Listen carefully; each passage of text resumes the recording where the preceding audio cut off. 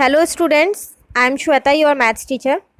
आज हम अपना एक नया चैप्टर शुरू करेंगे, चैप्टर नंबर 15, जिसका नाम है पेरीमीटर एंड एरिया।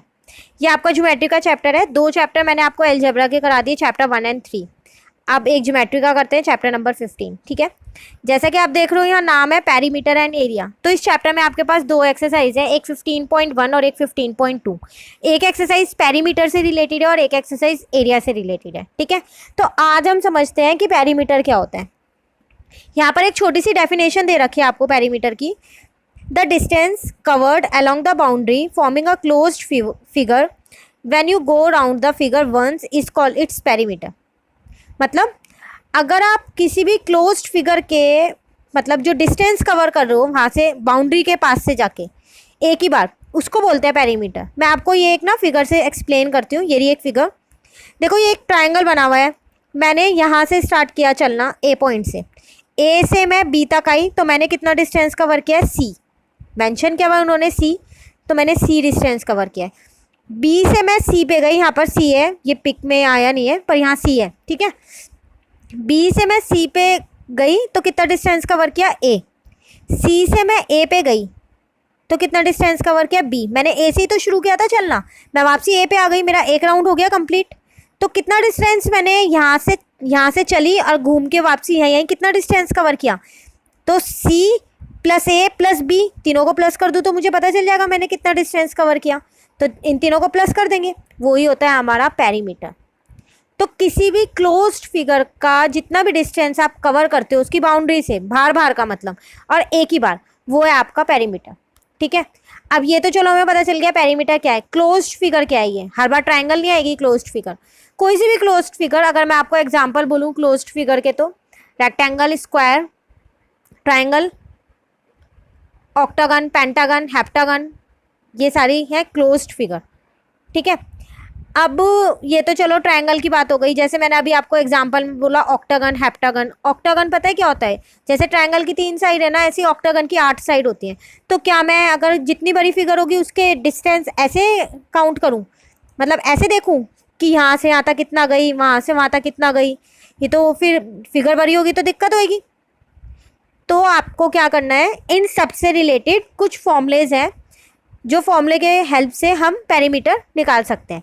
वो फॉर्मूले यहाँ है, मैंने ये फॉर्मूले लिख दिए हैं। आपकी बुक में भी यही वाले लिखे हैं, बट ये मैंने खुद से लिख दिए हैं, मतलब अपनी राइटिंग में लिख दिए हैं। पहला है perimeter of rectangle, 2 multiply length plus breath. Rectangle आप सबको पता है क्या होता है, उसकी 2 डायमेंशंस होती हैं, एक लेंथ और एक ब्रेथ। ठीक है, तो उसका पेरीमीटर निकालना हो तो क्या करते हैं, ये सिंपल सा एक फॉर्मूला है, 2 multiply length plus breadth. Length plus breadth को मल्टीप्लाई करो और प्लस करो और 2 से मल्टीप्लाई कर दो। ठीक है, perimeter of square, 4 multiply length of a side. 4 और जो उसकी लेंथ है वो एक, क्योंकि स्क्वायर की सारी साइड इक्वल होती है इसलिए 4 multiply length of a side. ठीक है, पेरीमीटर ऑफ रेगुलर पॉलीगन। अब आप यहाँ देखो नाम है रेगुलर पॉलीगन, ये कोई फिगर का नाम नहीं है, इसके अंदर बहुत सारी फिगर होती हैं। पहले मैं आपको पॉलीगन बताती हूँ क्या होता है। पॉलीगन वो होता है कोई भी क्लोज्ड फिगर, आप उसे पॉलीगन कह सकते हो, बट वो लाइनों से बनी होनी चाहिए। लाइनों से बनी होनी चाहिए मतलब कि लाइंस उसमें होनी चाहिए, जैसे ट्रायंगल, रेक्टेंगल लाइनों से बना होता है, और क्लोज्ड होनी चाहिए। पर क्या कोई ऐसी फिगर होती है जो क्लोज्ड होती है बट लाइन से नहीं बनी होती? क्योंकि मैंने यहाँ स्पेशली आपको बोला है कि वो लाइन से बनी होनी चाहिए। तो आपको पता है ऐसी कोई फिगर जो क्लोज्ड तो है लेकिन वो लाइनों से नहीं बनी हुई? ऐसी फिगर होती है जिसका नाम है सर्कल। आपने देखा होगा सर्कल, सर्कल क्लोज्ड होता है लेकिन वो लाइनों से नहीं बना होता, तो वो पॉलीगन नहीं है। इसलिए मैंने आपको दोनों चीज़ बताई है पॉलीगन में, कि एक तो क्लोज्ड फिगर होनी चाहिए और दूसरा लाइनों से बनी होनी चाहिए। पॉलीगन तो आपको समझ आ गया होगा। अब आई बात रेगुलर की। रेगुलर मतलब होता है वो सारे पॉलीगन, वो सारी फिगर जो भी क्लोज्ड और लाइनों से बनी है, जिनकी मतलब लेंथ ब्रेथ ये सब सेम हो। सेम मतलब एक जैसी हो। आप स्क्वायर कह सकते हो इसके अंदर। रेगुलर पॉलीगन का एग्जांपल अगर मैं आपको दूँ तो स्क्वायर, इक्विलेटरल ट्रायंगल। मैं अभी आपको बताऊंगी कि ये ट्रायंगल कितने टाइप के होते हैं और क्या होता है इक्विलेटरल ट्रायंगल। ठीक है, स्क्वायर कैसे कह रही हूँ मैं, स्क्वायर में इसलिए कह रही हूँ, देखो स्क्वायर की 4 साइड होती हैं और आपको पता है उसकी चारों साइड सेम होती है।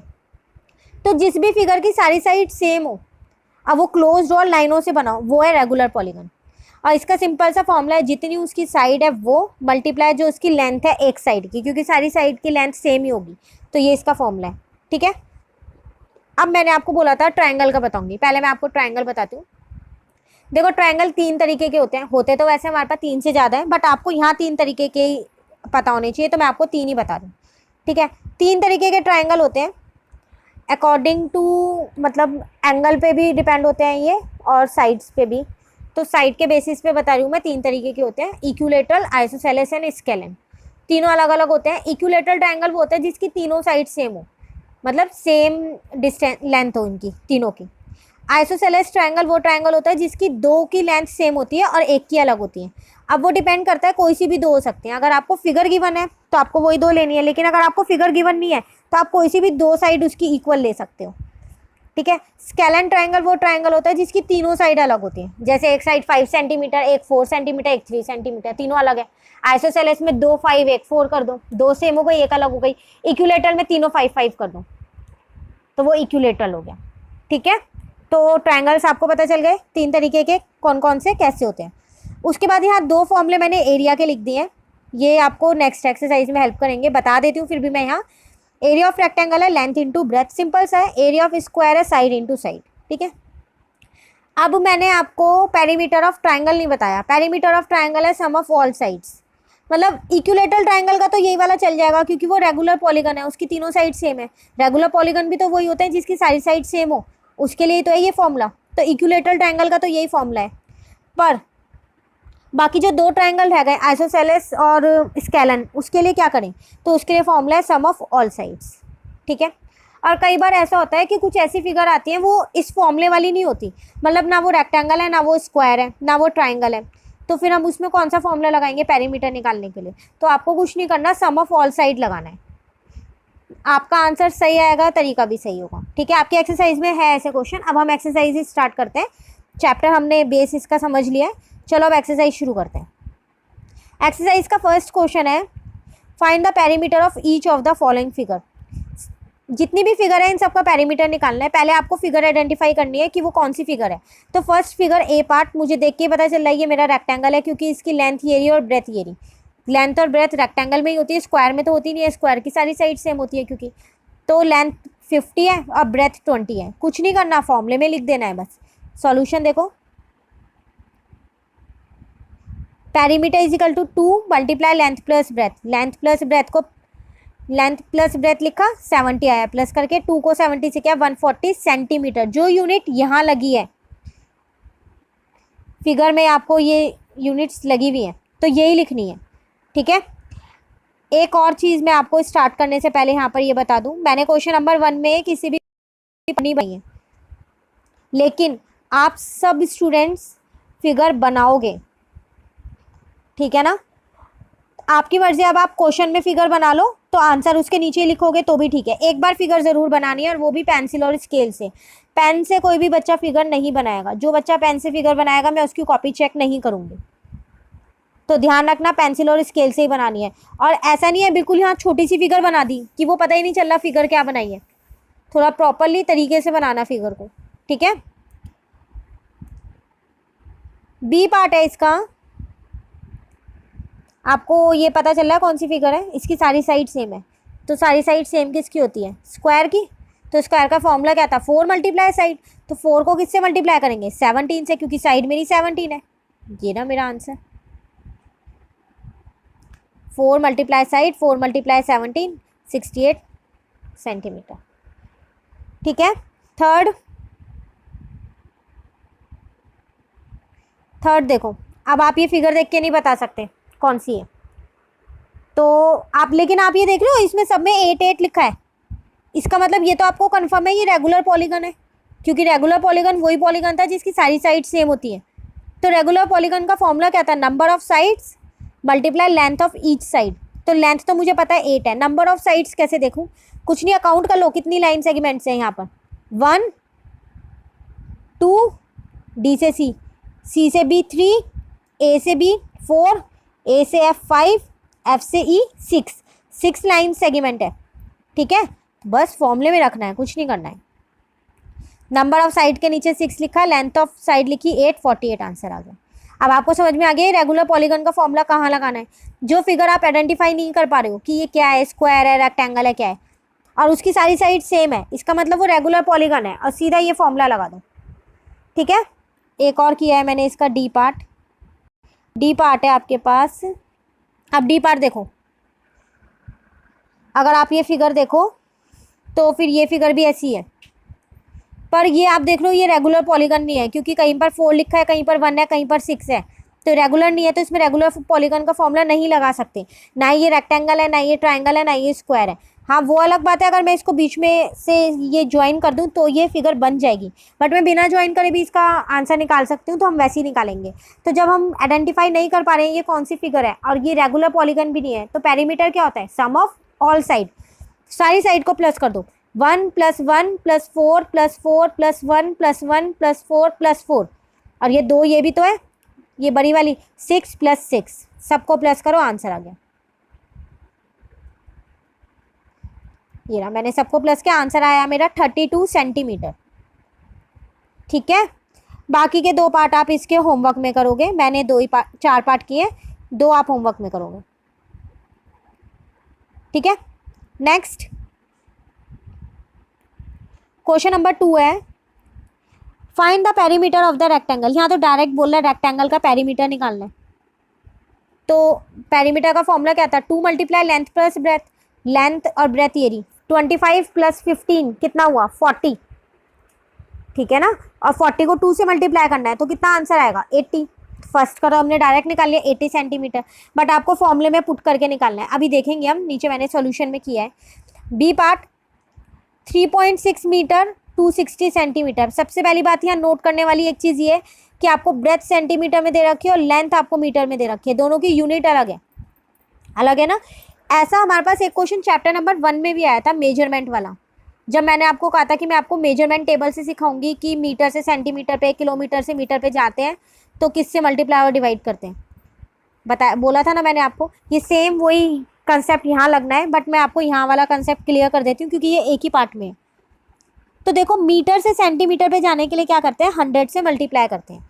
जब हम टेबल सीखेंगे ना, मैं आपको तब दोबारा ज़रूर बताऊंगी, बट आप यहाँ अभी के लिए इसे याद कर लो एक छोटी सी चीज़ को, कि जब भी हमें मीटर से सेंटीमीटर पे जाना होता है तो जो डिजिट होती है ना उसको 100 से मल्टीप्लाई कर देते हैं।